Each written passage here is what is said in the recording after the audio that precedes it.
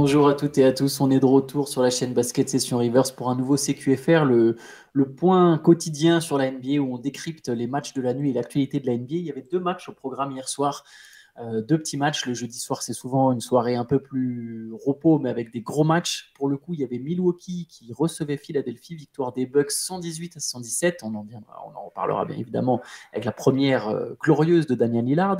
Et ensuite, les Lakers recevaient les Suns, victoire de Los Angeles 100-95. Shai, je te propose quand même qu'on commence avec Damian Lillard. 39 points, c'est un record pour un début sous le maillot des Bucks. Il efface le record de Terry Cummings, qui était 34 points pour son premier match avec Milwaukee. Donc 39 points, les 11 derniers points de son équipe et le game winner à un peu plus d'une minute, 1 minute 13 de la fin du match. Le game winner, un step back à 3 points, la marque de fabrique de Damian Lillard. Premier match, premier carton. C'est ça, il y a le game winner à 3 points et il y a aussi derrière deux lancers francs qui convertit pour donner un peu d'air. Alors les Sixers avaient été bien revenus dans le match, ils étaient menés de 19 19 points. points, ouais c'est ça, Ouais. donc les Bucks se sont relâchés et les Sixers se sont plutôt bien accrochés, notamment derrière Tyrese Maxey qui finit avec 31 points. Et Kelly Oubre Jr. Et bonne entrée, bonne première pour lui, 27 points, 5 sur 6 à 3 points, exactement le rôle je pense que les Sixers avaient envisagé pour lui, dynamité un peu en sortie de banc. Mais ouais, Damian Lillard, bah, encore, je vais redire la même chose que la pré-saison. Quand j'ai mis le match et que je l'ai vu sur le terrain avec un maillot vert, j'avais qu'est-ce que c'est que ce. Voilà. Et visuellement, il y a toujours une difficulté d'adaptation, mais on va s'y faire. Et par contre, bah, il a changé d'équipe, mais il a pas changé d'ADN, quoi. C'est toujours un mec, dès que la fin du match approche, bah, il devient létal. Il l'était déjà pendant le match, parce que ce qui est très bien, c'est qu'il est allé 17 fois sur la ligne. Il a été très agressif offensivement. C'est exactement ce dont ont besoin les Bucks et c'est exactement pour ça qu'ils l'ont recruté. C'est-à-dire que toute l'attention soit pas sur Yanis et qu'il y ait quelqu'un d'autre avec lui capable de scorer fort. Et bah là, 39 points, 17 sur 17 sur la ligne. Et puis c'est ce shoot à la fin exécuté dans le plus grand des calmes à l'entrée du Money Time pour contenir le comeback des Sixers. C'était parfait. Ça doit être écœurant quand tu défends sur lui parce que le tir, il est compliqué en fait. On va pas revenir sur l'histoire Mm. du bon ou du mauvais tir avec Paul George, ce fameux That was a tir bad ultra shot. clutch qui avait éliminé le Thunder. Mais enfin, tu vois, c'est plus ou moins de la première intention. Il a la balle, il sait déjà qu'il va tirer, il se pose, il est à 10 mètres du cercle et il avance à peine. Et puis d'un coup, il refait un step back pour reculer, il s'est contesté, il le met. Avant ça, il en met un autre très important, c'est Ouais, à vers 3 minutes, 3 3 minutes et minutes, ouais. quelques. Ouais. Est-ce qu'il y a... Donc, les Sixers ont passé un 14-0 pour prendre les devants. Ils sont repassés devant. Et d'ailleurs, il y a eu deux autres 3 points très importants, je pense, pour les Bucks, ça a souligné. C'est Brook Lopez et Jake Crowder, juste avant ce 3 points à 3 minutes de Lillard. Pourquoi je les trouve importants? Parce que ces deux 3 points, donc les Sixers sont devant, ils ont clairement le momentum. Et je me demande s'ils ne se sont pas un peu relâchés dans le sens où ces deux trois points grand ouvert. Ils ont laissé Brook Lopez grand ouvert. Il n'y avait pas de pression. Philippe menait de 8 points, je pense, à ce moment-là. Il n'y avait pas de pression pour aller sur lui. Bah, il met un 3 points. Ensuite, il laisse Jake Roder grand ouvert. Alors là, c'est en transition, donc c'est un peu différent, mais le repli n'est pas bon. Embiid, d'ailleurs, sur le repli, clairement, c'est pas son truc. Et voilà, ça, c'est deux trois points où d'un coup, tu menais de 8 points et tu te retrouves avec un match serré. Et bah derrière, tu as Lillard qui vient te porter le coup de grâce de repasser devant, puis ensuite de t'achever à 1 minute de la fin. Et ça, c'est un truc pour les Sixers, bon, à noter, quoi, ce petit relâchement défensif qui leur coûte cher. Ouais, après, c'est fréquent quand une équipe fait un gros run, dépense beaucoup d'énergie pour revenir dans un match, reprendre les devants, tout ça. C'est fréquent, t'as le relâchement qui est quasi obligatoire. Mais ouais, je trouve qu'Embiid, alors, bon, il a pas fait un mauvais match, mais c'est juste que selon ses standards de MVP, en fait, lui et Yanis, je trouve, ont fait un match de reprise un peu, tu sais, ils sont pas. Tu vois, on a parlé des joueurs qui étaient déjà hyper au taquet, Jokic évidemment, Doncic. Là, ces deux-là qui sont des candidats au MVP aussi, je les ai trouvés un tout petit peu en dedans. Par rapport à leur standard, encore une fois, le commun des mortels adorerait faire des matchs comme ça tout le temps.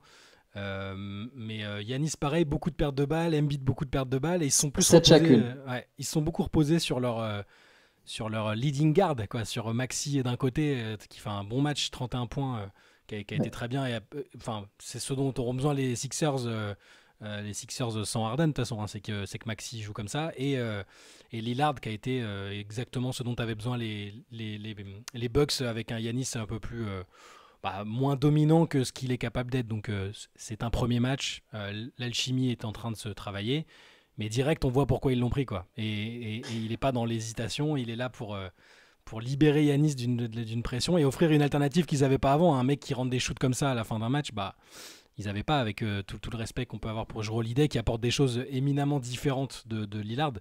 Et on verra si ça leur manquera plus tard. Mais par contre, voilà, ce qu'apporte Lillard, c'est ça, et c'est juste parfait pour ce dont avaient besoin les Bucks. C'est ça, parce qu'en fait, même avant, comme tu l'as dit, dans les fins de match, le ballon, il n'est pas souvent dans les mains de enfin, il est aussi dans les mains de Giannis, mais ça a toujours été demandé soit à Chris Middleton, soit à Jrue Holiday, voire aux deux, de prendre des responsabilités en fin de match et de se retrouver du coup dans un costume qui n'est pas complètement le leur. C'est une forme de point faible qu'on a souvent souligné pour les Bucks. Là, c'est vrai que Lillard, c'est parfait. Comme tu l'as dit, c'est exactement pour ça aussi qu'ils l'ont fait venir, pour prendre cette dimension-là. Il leur donne dans le clutch time, il les fait passer sur une autre planète et on le voit dès le premier match. Il y a d'ailleurs, Yanis l'a dit, Lillard déjà l'a dit, il est content qu'on lui fasse confiance, que voilà, il sait que des fois il y aura des pertes de balles, il y aura des tirs ratés, mais aux Bucks on l'encourage vraiment en fin de match à prendre ses responsabilités. Et je pense que ce sera plus souvent payant que l'inverse. Il y a Adrian Griffin a aussi dit, on a eu l'impression qu'il était prêt à tout pour ne pas.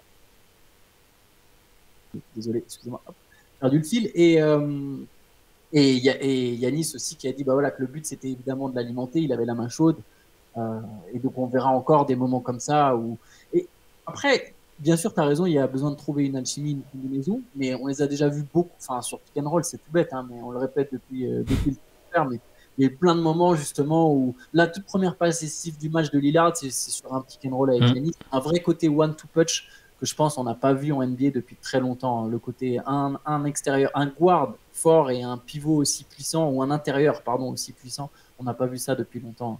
Je ne saurais pas faire une comparaison avec Shaq et Kobe, mais ça fait longtemps qu'on n'a pas vu un duo comme ça. Ça peut, tu sais, il y a eu des comparaisons Yanis-Shaq, alors c'est pas forcément exactement les mêmes physiques et tout ça, mais en termes de domination et de manière dont ils évoluent sur le terrain, il y a peut-être quelque chose de cet ordre-là. Après, Lillard n'est pas Kobe non plus, mais je vois ce que tu veux dire dans l'association, l'impact, le jeu sur pick and roll.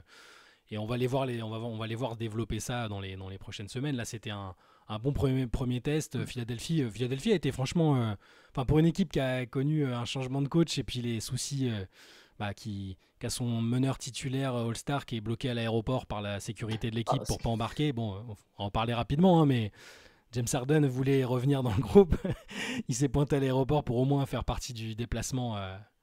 Au moins participer au match et il aurait donc été retenu à l'aéroport par la sécurité de l'équipe qui leur dit qu'il n'était pas le bienvenu.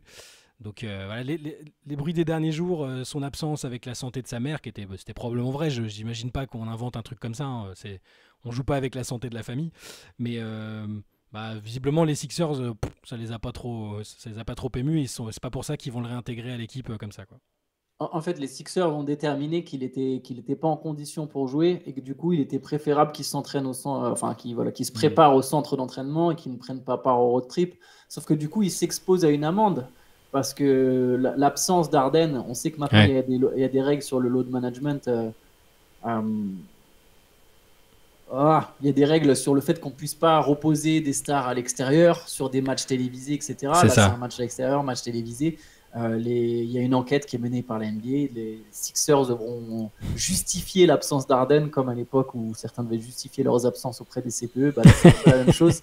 Et ils risquent quand même une amende de $100 000 et je pense qu'ils vont prendre l'amende de $100 000. Faudra voir comment ils vont justifier tout ça, mais oui, ça ressemble à ça. Est-ce que ça les chamboule plus que ça de prendre une amende? Je sais pas, mais faut voir que si ça se répète, en fait, si la situation est amenée à se répéter.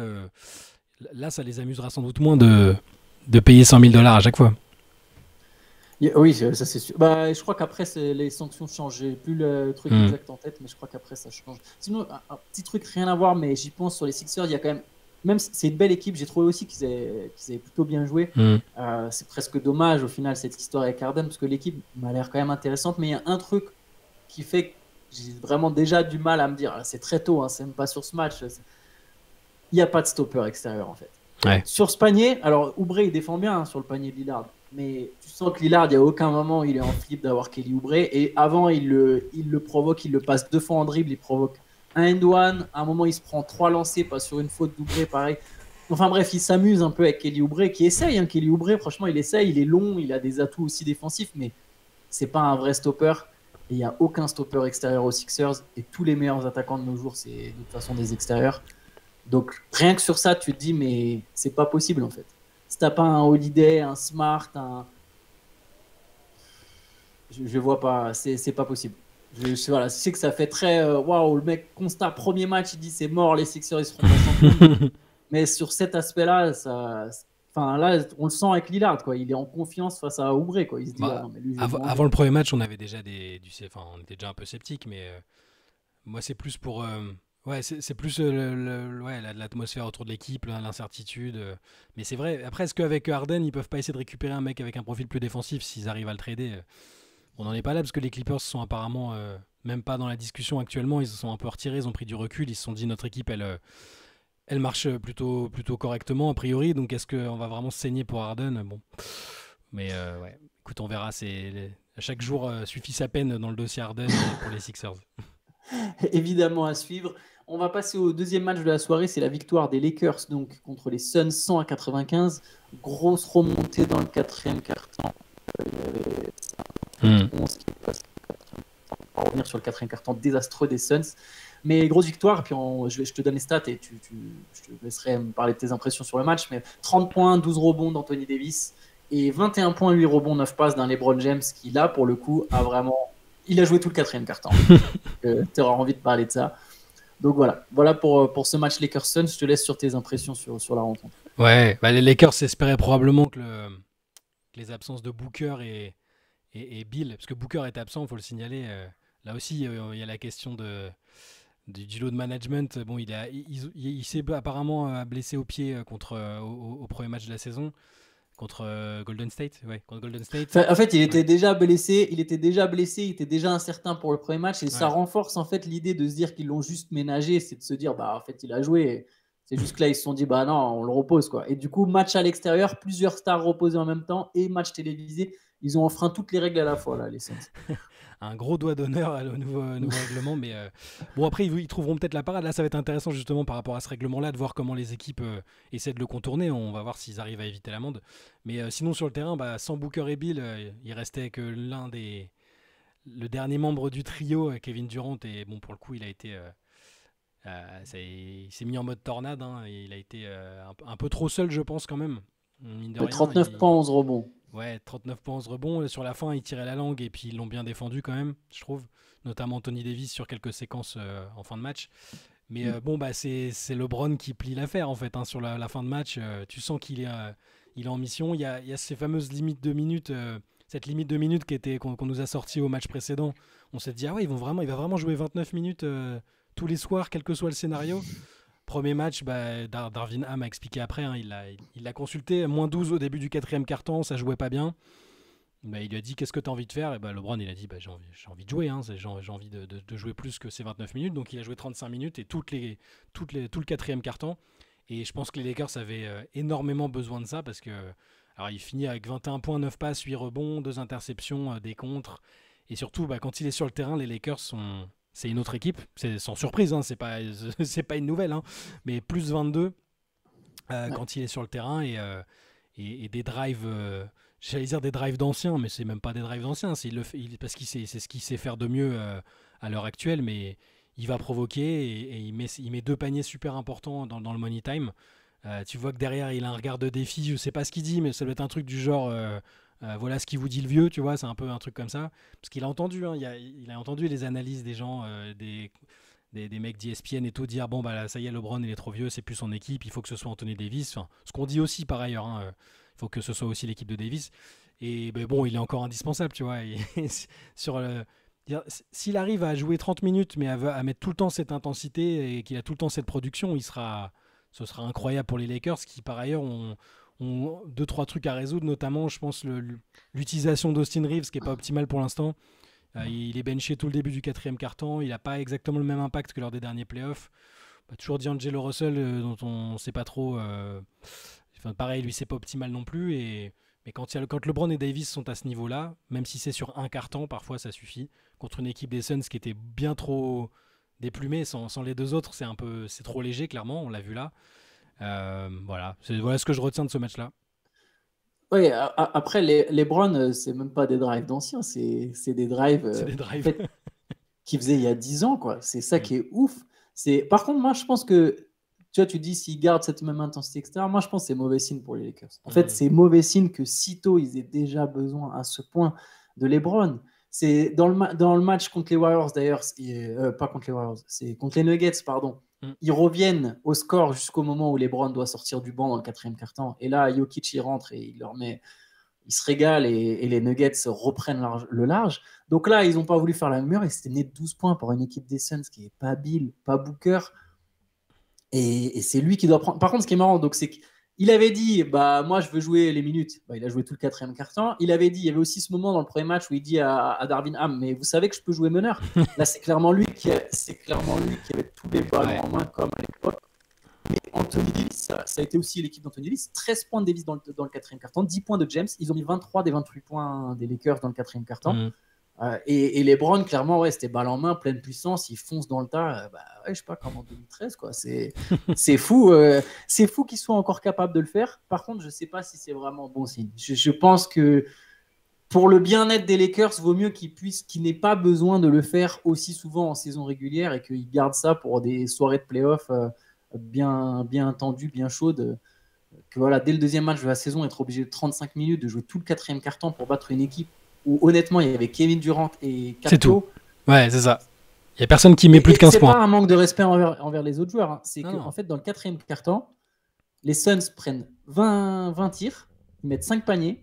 Sur ces 5 paniers, il y en a 4 de Kevin Durant, une seule passe décisive sur le carton, 8 balles perdues. Et en fait, même les 9 autres tirs, c'est même pas des joueurs qui sont créés leurs tirs, c'est Kevin Durant qui avait la balle, qui driblait à outrance. À un moment, s'il y avait 4 joueurs sur lui, bah forcément, il lâchait une passe. Et il y a eu énormément de... C'est un quatrième quart-temps désastreux et catastrophique des Suns. Ouais, mais t'as aucun autre joueur qui met plus de 15 points. Là, c'était vraiment du hero ball. Tout Kevin Durant qu'il est, au bout d'un moment, c'était pas possible.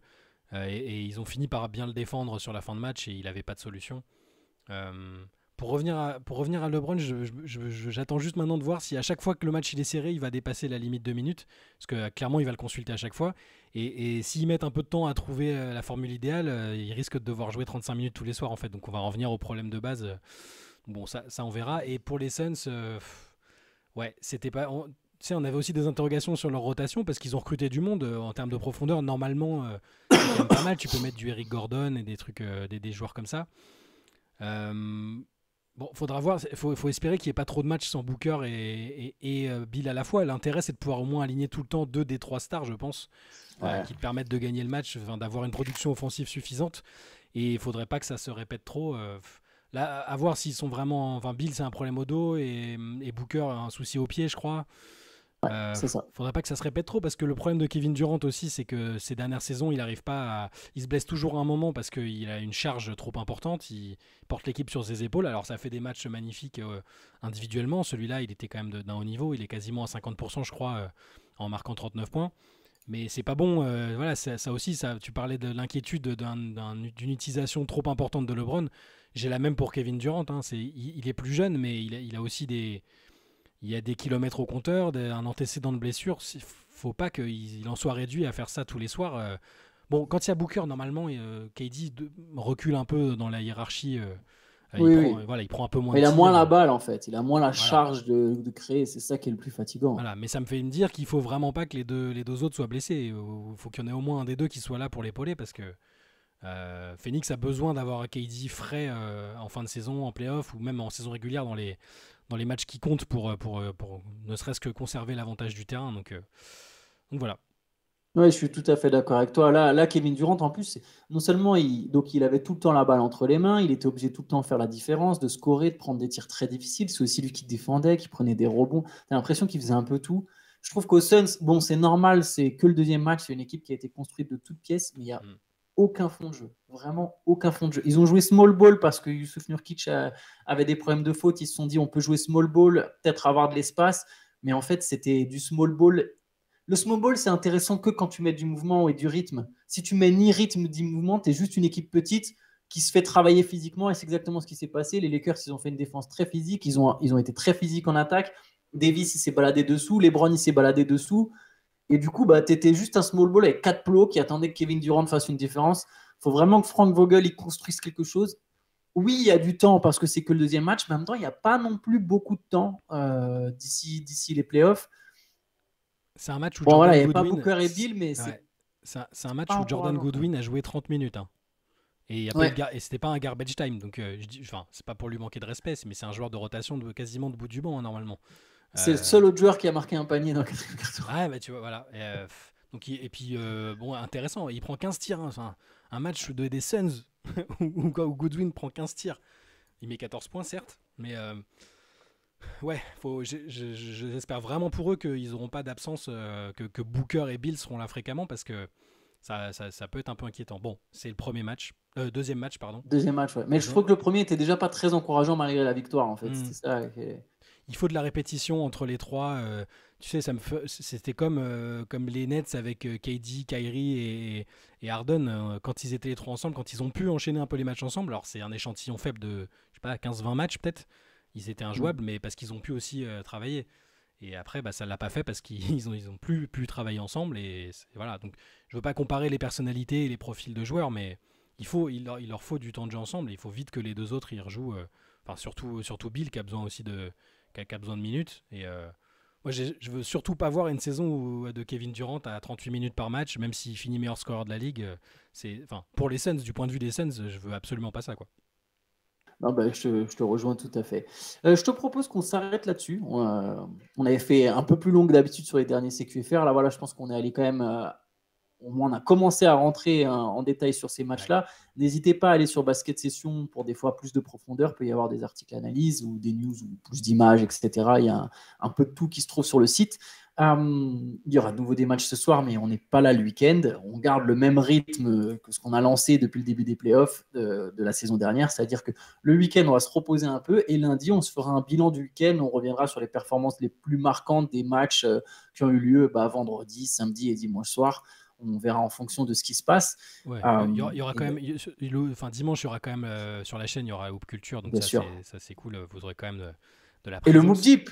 Et Et le Moop Moop Deep, Deep le oui, samedi. tu fais bien de le dire. Samedi, Moop Deep, Benjamin qui postera ça, je pense, dans l'après-midi, puisqu'il enregistrera le matin.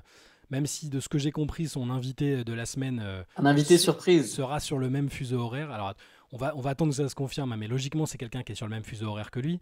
Donc, en tout cas, ce sera posté normalement samedi dans la journée. Le deuxième épisode de ce nouveau format. Et puis, comme je disais, le Hoop Culture dimanche avec Théo et Pierre Armand. Donc, on ne vous abandonne pas le week-end, mais voilà, le CQFR ne reviendra, lui, pour sa part, que lundi. Ouais, tout à fait. Très bien dit, Shai. Bah, écoute, bonne journée à tous sur ce. Et bon week-end. Allez, et bon week-end, bien sûr. Ciao à Ciao. tous.